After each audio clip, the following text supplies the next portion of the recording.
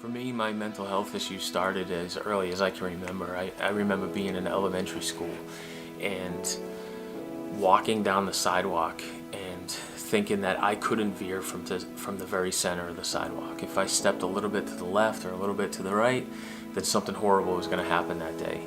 And I knew it was an irrational thought, but it was very real and there was nothing I could do to control it. And I would work so hard at staying right in the center of the sidewalk. And then the first thing that happened that day that went wrong, I would immediately associate it to the fact that I hadn't stayed in the center. Maybe I veered off, maybe I wasn't perfect, and something horrible happened because of me. And that was the onset of OCD, obsessive compulsive disorder, and that started really early on. By the time I was about 15 years old, I was 15, OCD had completely consumed me. I was suicidal, I was extremely depressed, extreme anxiety, and this fear, this overwhelming fear. If you're not familiar with OCD, I mean, it is a fear-based mental health issue. And I couldn't take it anymore, and I was very suicidal. And finally, my mother took me to see a psychiatrist. And I walk in this guy's office. He's sort of this older, distinguished sort of gentleman, and he's sitting back in his chair, and he asked me what's going on, and I start telling him what's happening to me, and before I could even finish, he said, "That's obsessive compulsive disorder. It's a chemical imbalance in your brain. It's probably brought on by a growth spurt. You're a young man and you're growing up quickly. We have medication for that. The depression and the anxiety are just residual effects of the OCD. Next patient." To him, I wasn't a person. I wasn't even a patient or a diagnosis. To him, I felt like a check mark for the day, that he had fulfilled his obligation of correctly diagnosing a mental health issue.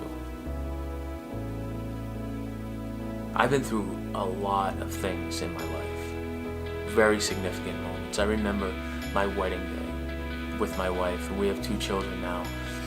I remember when we got married, my best friend, my best man, comes up to me and he puts his hands on my shoulders and he looks me in the eye and he's like, "You alright, man? You ready for this? This is the biggest day of your life."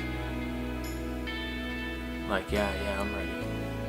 And I remember afterwards, after the ceremony, my dad came up to me and he's shaking my hand, he gives me a big hug, and he's like, "I love you, buddy. This is the biggest day of your life. You're gonna remember this forever." The fact is, I didn't have the heart to tell them that that wasn't the biggest day of my life. The biggest day of my life, for everything I've been through, was when I was 15 years old and for the first time walked into a psychiatrist's office. Because for the first time ever, I was scared to death, and still I took off my armor, I let my guard down, and I walked into this room and I said, "I need help. Something is not right and I need help, and there is something that feels very wrong with me." And in that moment, the way he treated me, I was simply a checkbox. I went in there to connect and feel hope, and instead I felt less significant.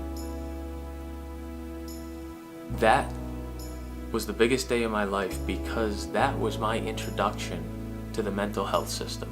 That was my introduction to the one thing that could help me, the one place I knew to go to change my life, to save me. That was my introduction. From that day on, my walls were up, my guard was up, and you bet my armor was on. And I wouldn't allow anybody to come close to me. So all the hospitalizations that occurred after that, and every meeting I had with all the doctors and the emergency room visits and everything that came after, I didn't give them a second, not a single chance. Because when I first let my guard down, I was a meaningless person to them. That was the biggest day of my life.